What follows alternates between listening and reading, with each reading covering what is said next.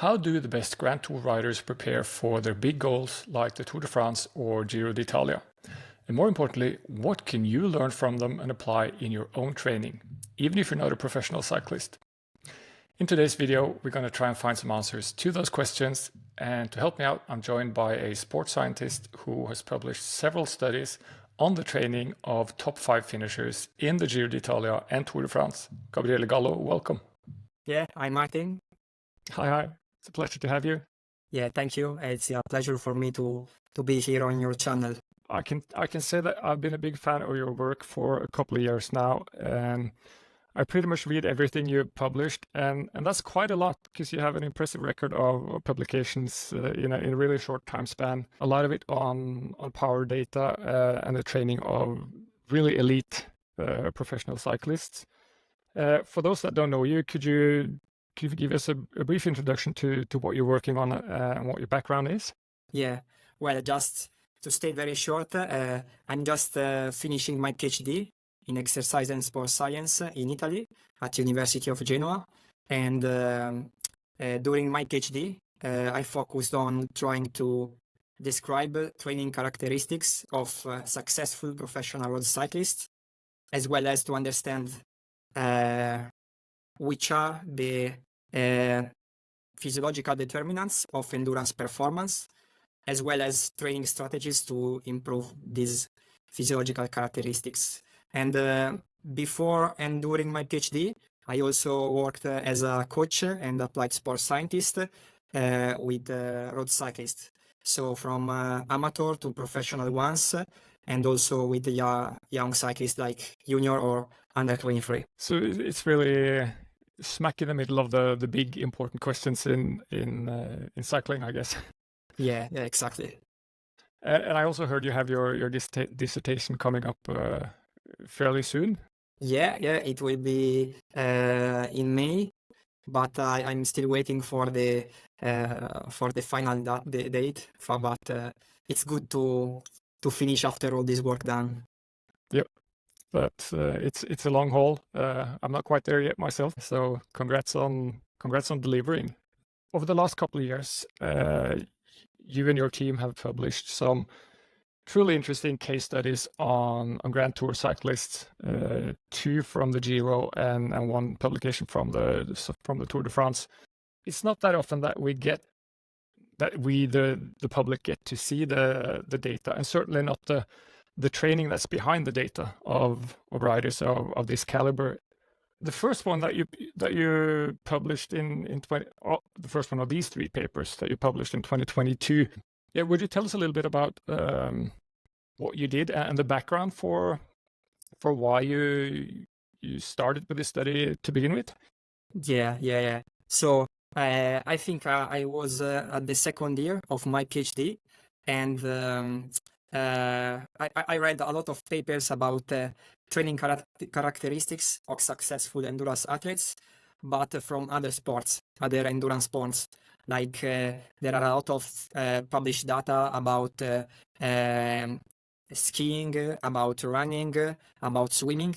But I thought that something was missing in literature about cycling, so especially about road cycling. There was some data about annual general training characteristics, like the number of hours per year or something like this, that is very general. But what I wanted to understand with my team was something like a more specific kind of week by week and day by day periodization, because Yep. you can get the same annual data with different weekly data, with different daily data, and different combination of weekly and daily data. So this is the general background behind the studies.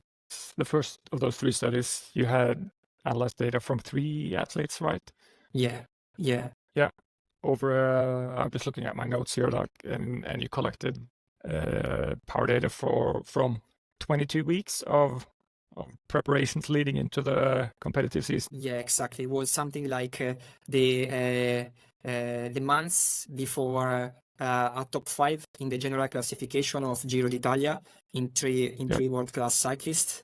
And so basically it was from November or December, according to when the preparation started, until the beginning of May. That is when Giro Italia started.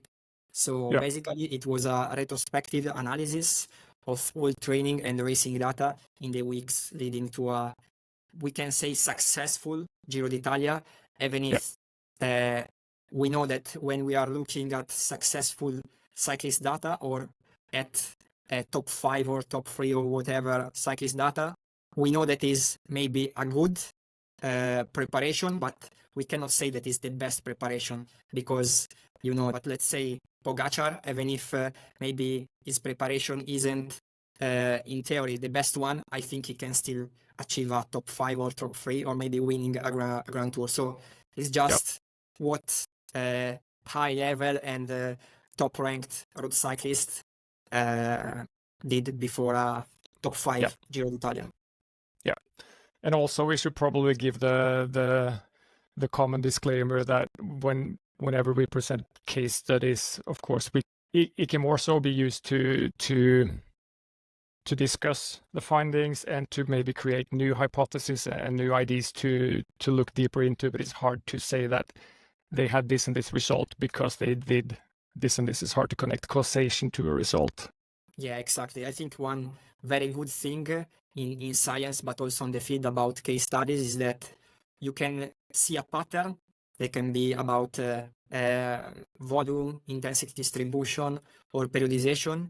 And then, of course, you cannot know if it is the best solution, but you can test in the future if this is the best solution or not.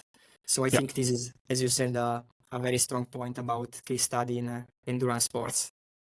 And if anything, we can probably say that it's probably not terrible because this is what the best guys in the world are doing. So they're probably doing something right, but we can't say that it's the optimal.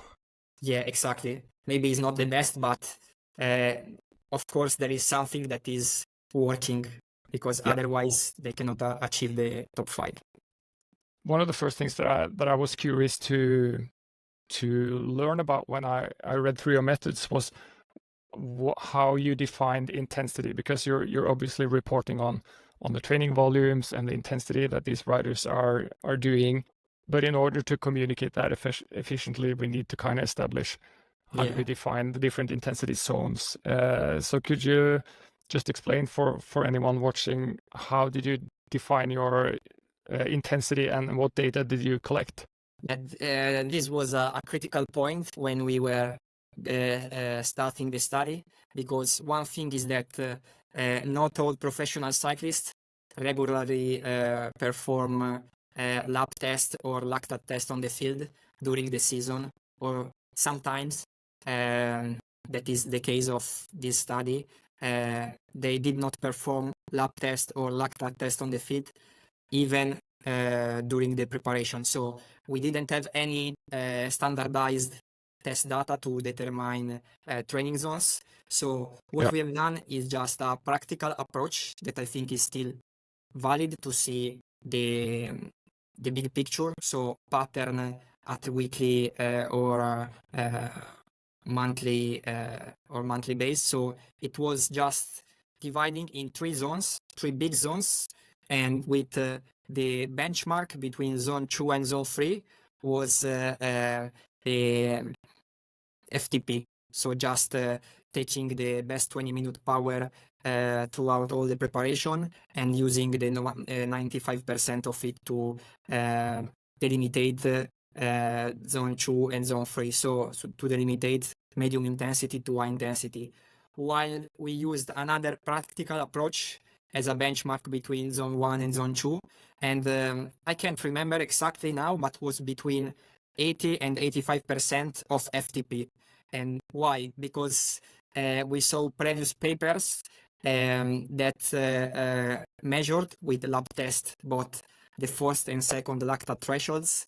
And the first threshold was about 80 and 85% of the second one. So we can say that FTP is not, but is near the second thresholds. So we thought that it was a good practical approach to describe our data.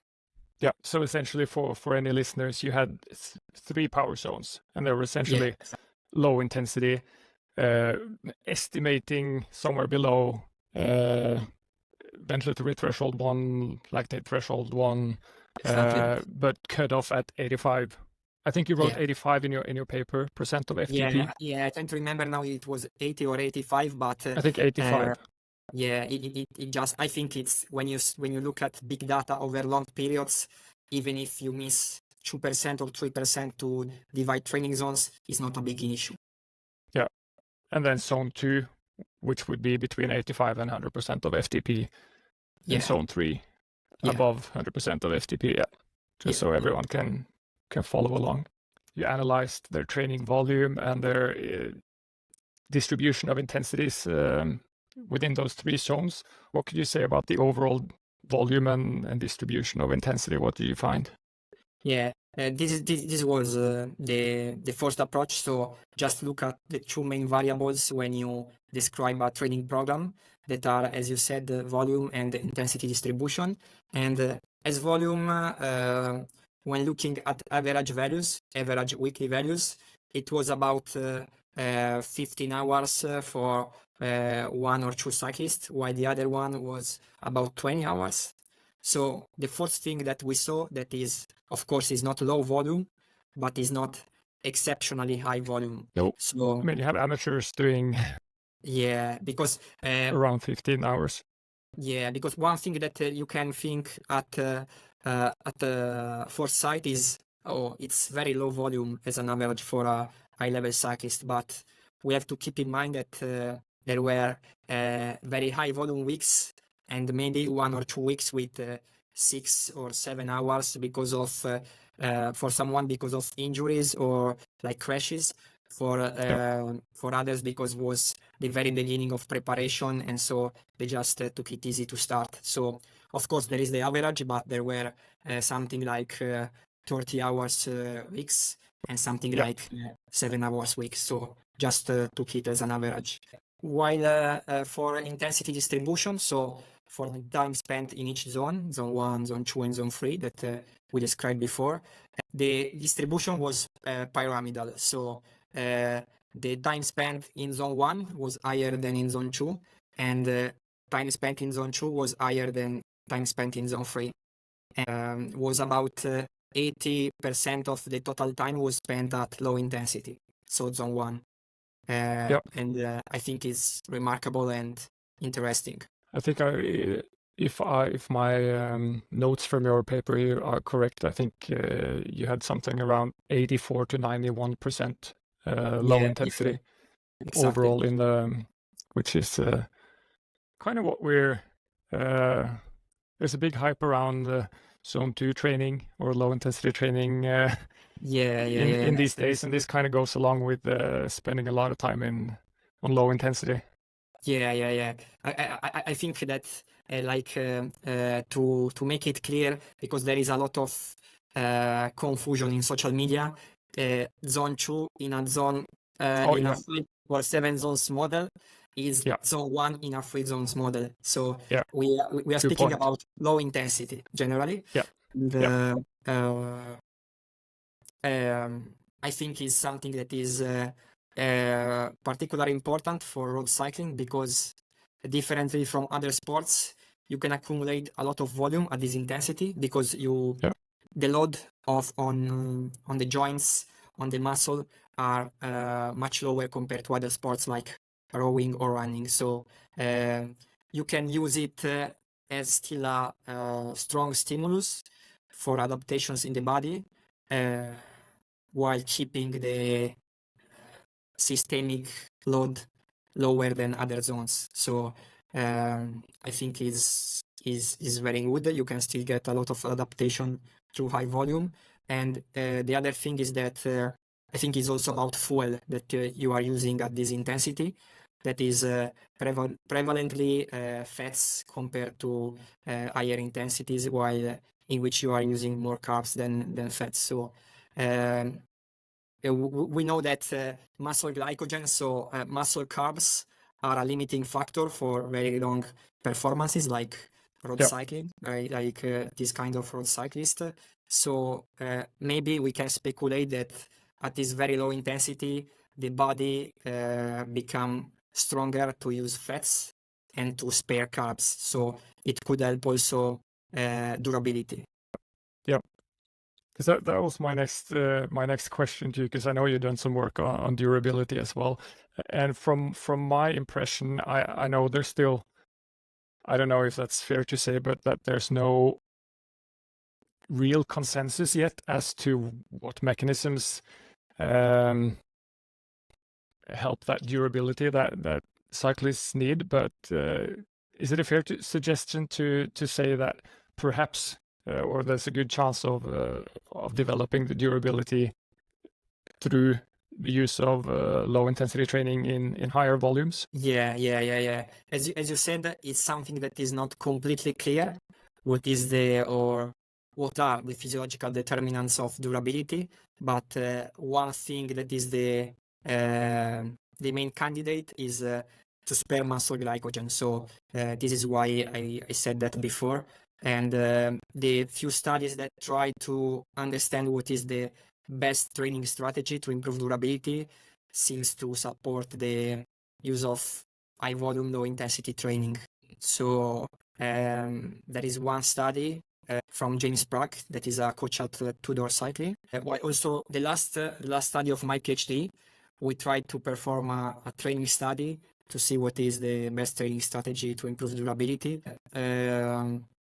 Another strategy that is not linked to low intensity volume, but we found that perform high intensity intervals at the end of long low intensity rides could be beneficial compared to perform high volume low intensity training and high intensity training in separate sessions. Okay, So that's very interesting. that could be another strategy. So is that an upcoming manuscript that you have on that experiment? Yeah, it's under review. Oh, cool. I look forward to reading that. Yeah. Because that was actually very interestingly, that fits in neatly with one of the things that you wrote in your discussion, if I remember correctly.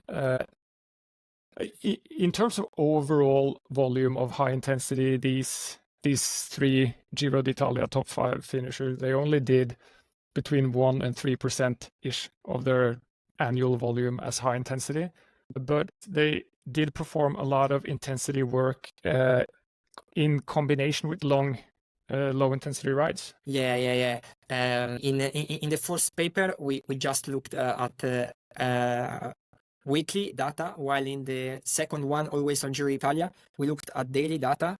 And what we saw was that a lot, as you said, a lot of high intensity work was done during low intensity rides. So usually above 4 hours. So as we said before, combining high intensity efforts, so basically intervals during long low intensity rides could help durability. I would add durability specific to road cycling, that is performing high intensity efforts at the end of long low intensity rides. Because another thing is that, for example, for an Ironman, durability is a little bit different compared for cyclists, because it's a steady low intensity efforts for an Ironman, while cyclists have to perform all out high intensity efforts after low intensity long rides. So one thing that I'm wondering in this regards, in terms of doing the intensity during long rides with also high volumes of low intensity, that's kind of something entirely opposite of how we're traditionally taught to do the traditional interval session, where you're supposed to have topped up glycogen stores and to be able to achieve at your maximum performance during the interval session in order to stimulate your system as much as possible. And this is kind of something entirely different, where you're intentionally doing hard efforts with deficient fuel stores. Are we training two different things, or is it just two different approaches with each of its different uses? I understand. How does it all fit together? Yeah, it's a good That's a big question. question. It's a good question. It's a gray area, but also in the study that is under review, the group that perform low intensity long rides and high intensity short sessions in separate days improved more parameters at rest, while the other one improved more durability. So Yeah. depends, maybe because also the results there were trends, sometimes not significant from a statistics point of view, but Yeah. maybe it's just about training specificity. So if you want to build your engine for a short effort, let's say under 1 hour, maybe it's better to perform high intensity work fully rested with a lot of fuel in the legs without prior exercise. While if you are looking to improve the ability to perform high intensity efforts at the end of longer rides, just do it in training. So maybe it's not so complicated. It's just about training Specificity. maybe. And also, yeah, well, that's a really good point. So if you're to follow that train of thought, it comes back to what are your race goals and the requirements in the race that you're going to compete in, essentially. Then, so it would be different for someone doing a 30-minute time trial with fresh legs compared to someone going for an attack after riding for 5 hours. Yeah. If we want to exaggerate this, if you are looking to improve your individual pursuit on the track, there is no reason to do high intensity intervals at the end of long rides. While if you're looking, I don't know, to win Milano Sanremo and to do a maximum effort on Poggio, maybe it's just better to do intervals after 5 hours or 5 hours and a half in training. Yep, that makes good sense. We discussed the overall annual volume and intensity, but did you see any changes throughout the preparations? Because you kind of follow these riders from essentially base training through to specific preparations. Did the use of intensity and volume change throughout that period? Yeah. So I think this was the main goal of the study, because general annual things like intensity distribution and volume is more popular also on the web and to the general public, while what is more interesting to plan training is the week by week periodization patterns. About volume, we saw a general trend, of course, to build up volume at the beginning of preparation. So, of course, starting with a lower one and progress through let's say, the first 2 months or 3 months, and then stay at that relative high volume. So maybe around 20 hours per week or even more. And what is more interesting is the intensity periodization. So we saw 2 patterns.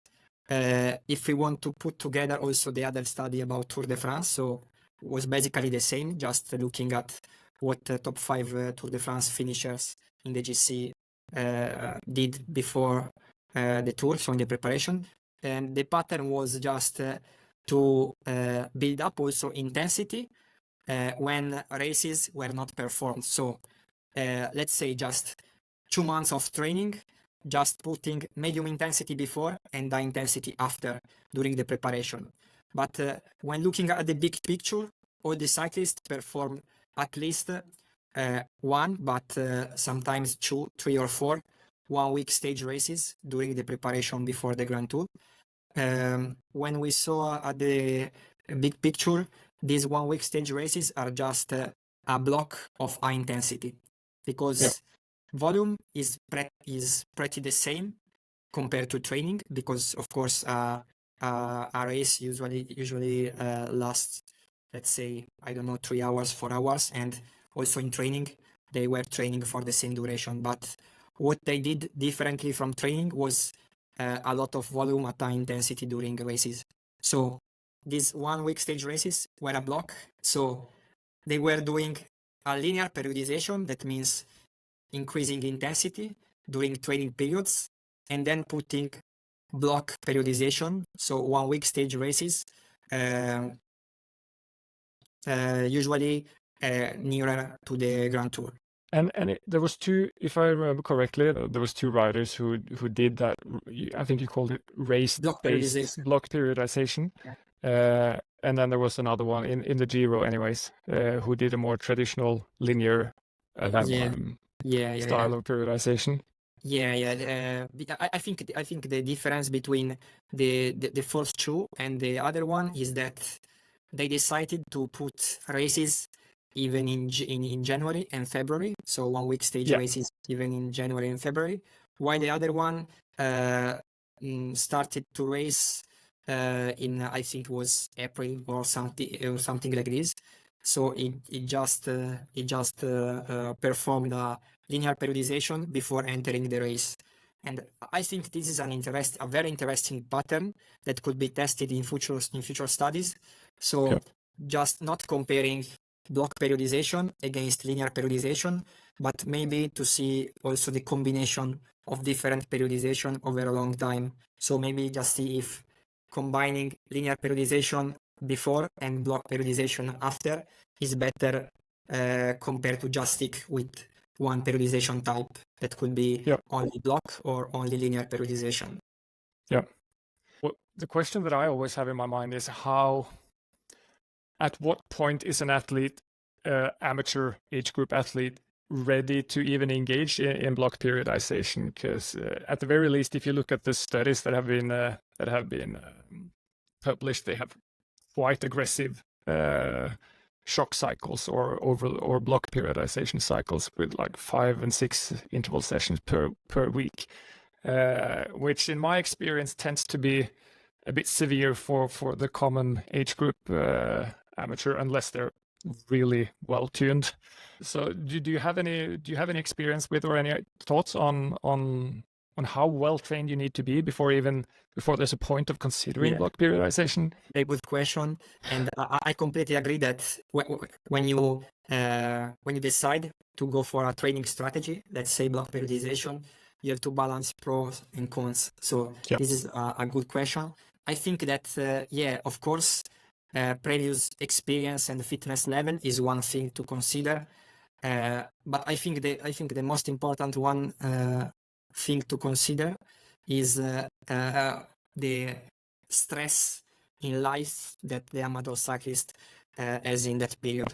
So to underwent to a shock microcycle, so to block periodization, you have to be relaxed. You have to be relatively free from, I don't know, work, family, or whatever, to be focused on performing every day high intensity and take your time to relax, to your downtime time, to perform in a responsive state day by day this kind of high intensity training.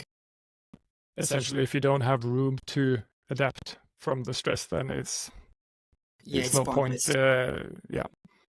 I think that is to have space, have a little bit of relax during that period to be able to perform and adapt to this kind of training.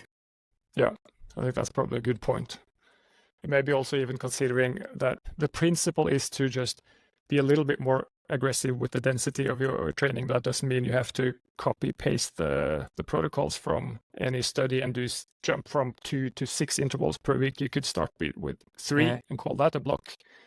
I think that the more common mistake when looking at cycling studies is to, as you said, just copy and paste the protocol. But I think the key is to understand the principle behind the protocol and then apply it to your own situation and to your unique situation, your unique physiology, your unique life situation. Just take the concept, as you said, increasing the density of hard workouts. That could be high intensity or also high volume, because you can also do a block of high volume and could be still beneficial.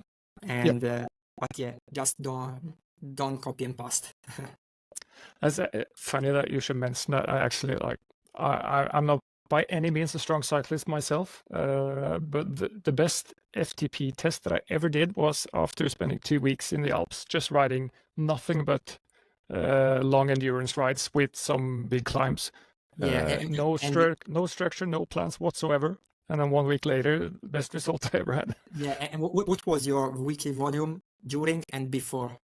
Oh, it was probably something like 10, anywhere between 5 and 10 hours before. And then I think I probably did some north of 30 hours over a week and a half in the Alps. So almost tripled. Okay. But it was quite, Yeah, sorry. yeah, I wouldn't recommend that. But it was just something that I probably barely tolerated, but I came down on the right side. Yeah. And so I want to share my similar experience, and I was preparing for a short running competition. It was about 1 minute, 1 minute and a half. The duration was the local running race of my town, and I went. I performed a test on the route before starting a trip with the bike, and was from Milano to Roma, and was 5 days, 10 hours per day, so 50 hours in less than 1 week. I just went back home, and 1 week after I did my personal best on the same route, running for 1 minute. Running. Yeah. Oh, Because that's yeah. This is the, I think, the good thing also about high volume training, high volume endurance training, that you can adapt your body, your, let's say, maybe blood, heart, and other things, even if it is not so specific.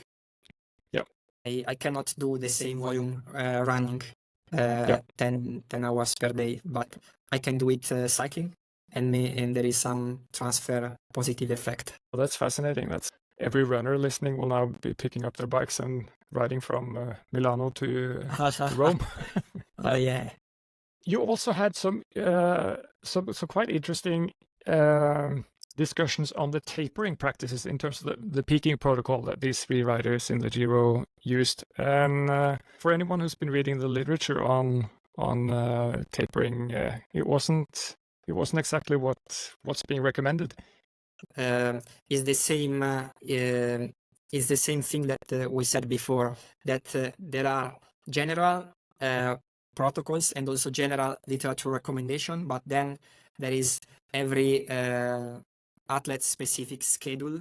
And so what we saw is that every athlete adopted a different tapering strategy, and each tapering strategy was not completely in line with literature recommendations. That is generally to maintain high intensity while lowering a little bit volume, so between, let's say, 30 and 40% training volume. So they did tapering completely different, because someone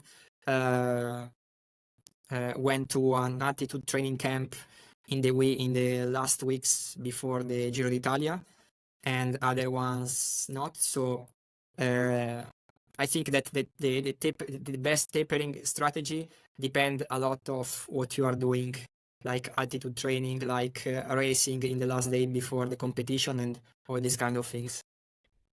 So maybe we should, if we are to take anything away from this, that you need to make individual considerations, and that probably trumps adhering to specific generalized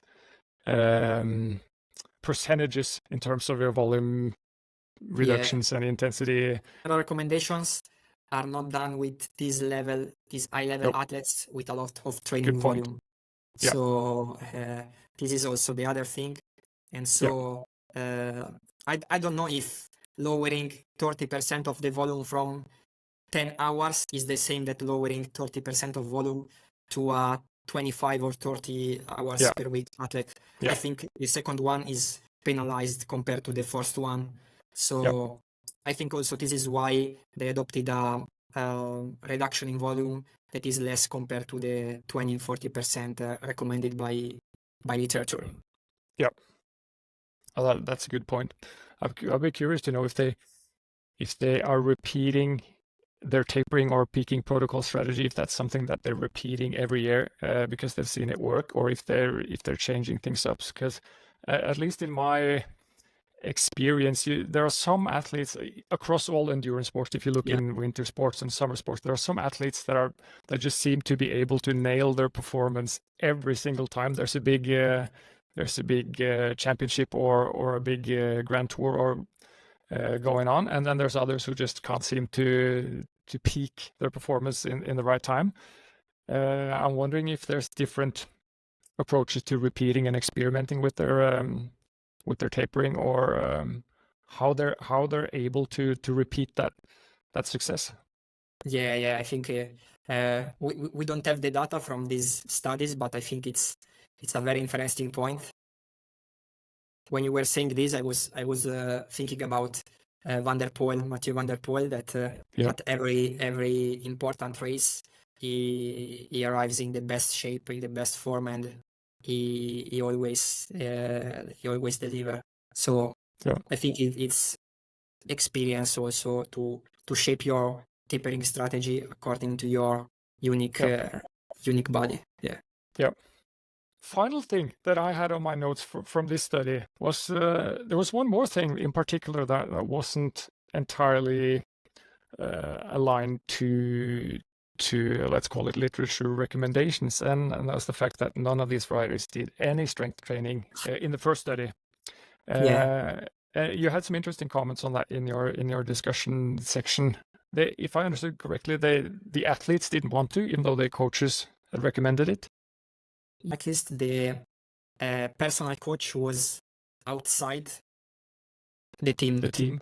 Yeah, exactly. So the team, the sports scientist, head of performance, or whatever we want to call it, of the team, recommend to do strength training, but we don't know if it was about the cyclist or about the external coach.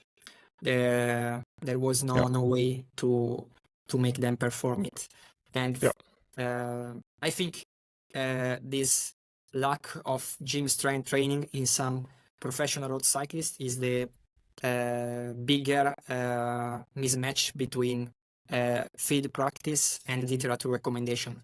Because if there is one thing about cycling training that is universally recognized by scientific literature, is the effectiveness of gym strength training. So this is curious.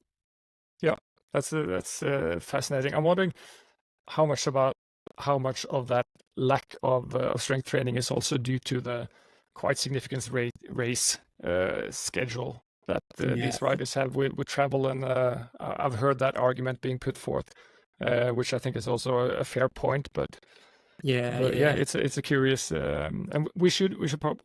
I always like to for all our listeners that are age group cyclists, there are so many benefits in terms of health in general, and especially when we're aging and passing 40s and 50 years old, there's so many benefits from strength training that are very worthwhile considering. That probably maybe even trumps cycling performance.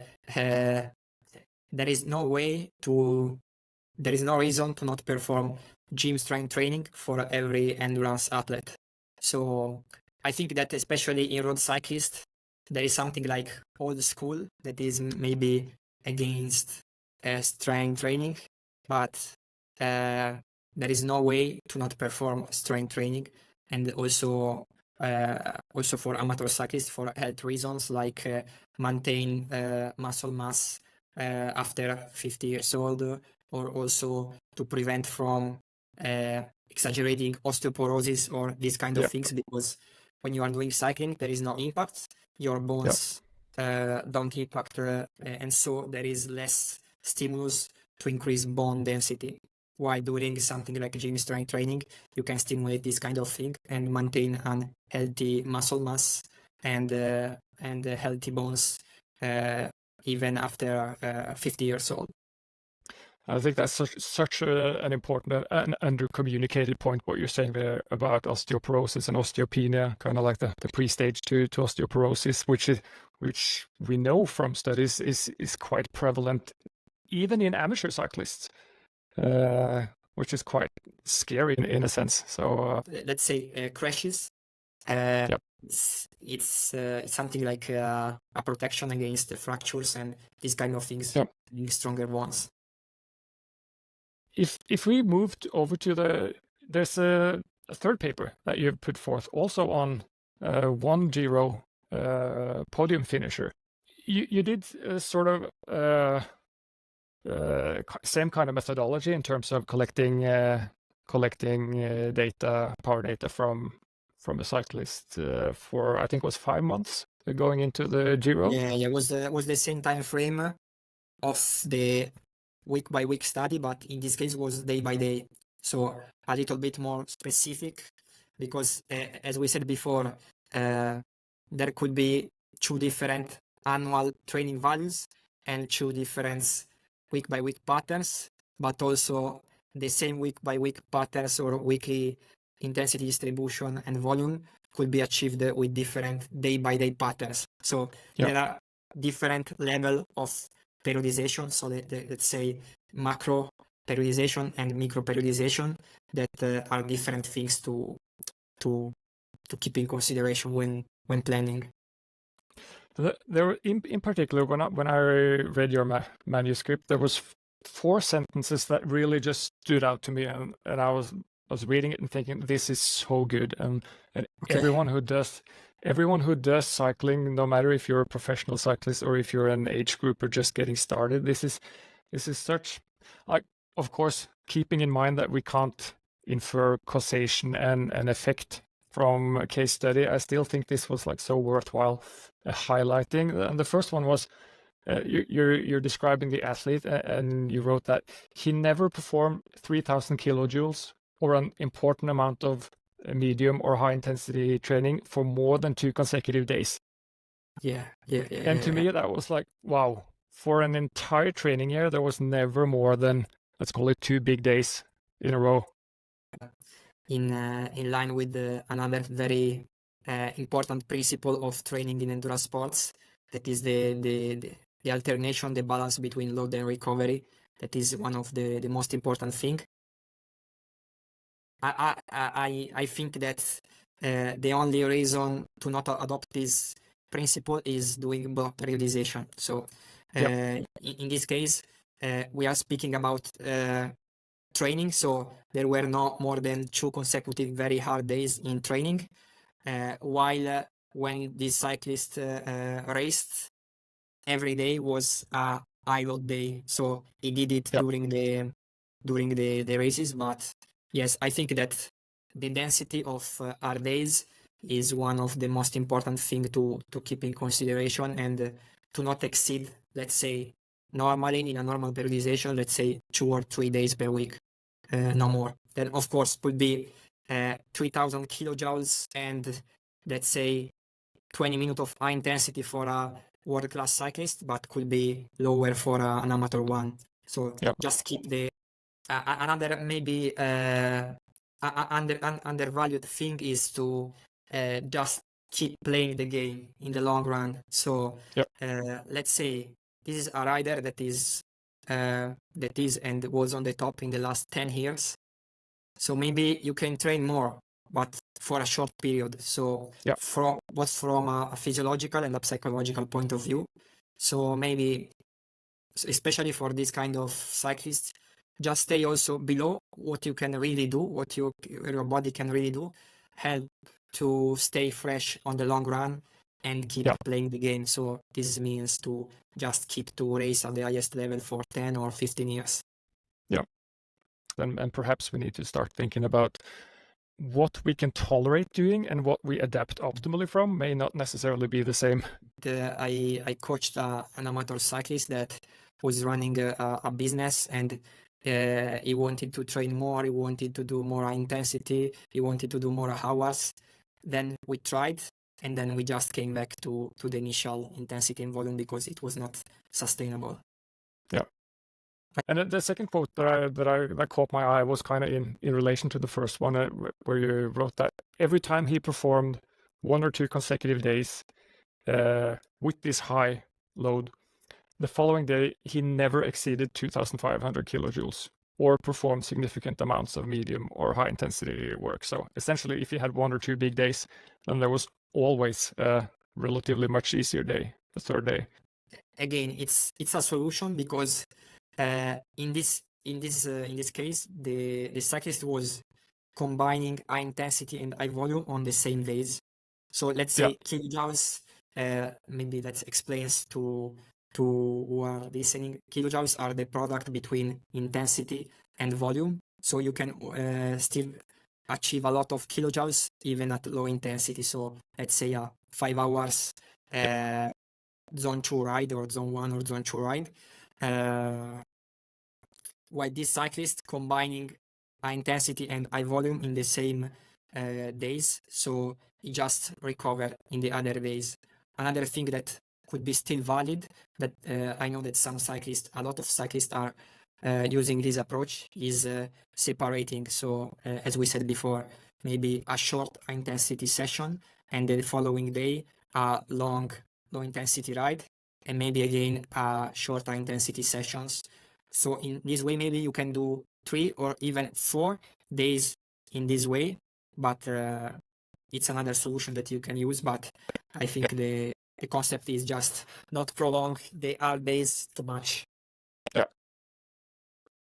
And then the third, we've actually mentioned the third quote that I was looking for, and that was the fact that they did a lot of intensity work inside their long rides. But the fourth one kind of also goes along with the first two, and that was, you describe it as, when training load and intensity were increased, there was an increase in the number of training sessions of short duration and little or no medium or high intensity. Like when you are starting the preparation, the training load is not so high, so you need less recovery days because there is no like let's say 200 training stress score or other training load matrix. So you need less to alternate hard days and recovery days. But when the training load is very high, the need for recovery days is of course more important. Yeah. So could we almost think of it as, when the harder you train or the higher your training load, the less room for error you have, and the more deliberate and the more careful you need to be in ensuring that the more you need to tighten up your routines in terms of your recovery principles. Now that we've discussed all 3 papers, if you were to take away or what you've taken away from working with this data, and any tips or recommendations or takeaways that you could summarize that you've arrived at from this work? Said all the key concept, but just to summarize, is not different from what we already knew about general training concept. So the first of all is doing a lot of low intensity work below the force threshold to reach a high level of performance, especially in road cycling when you have little or no impact on joints, and so you have less injury risk. So first of all, high volume below the force threshold. Second one, periodizing at week by week level is to increase volume before and intensity after during the periodization, with increasing the amount of medium intensity before and high intensity after later, nearer to the goal race. And at day by day level, as we just said, alternating hard and easy days, especially where the training load is higher. So I would define easy days not only, especially in cycling, not only low intensity day, but also relative low volume days. So there is no data, but I think that a 6 hours ride or 5 hours ride below the force threshold is not a recovery day, even for a pro cyclist. So generally, I will say below the force threshold and below 2 hours is a recovery day. Just this general concept is nothing new, but I will say something that is confirmed and maybe enlarged by these studies. Yep.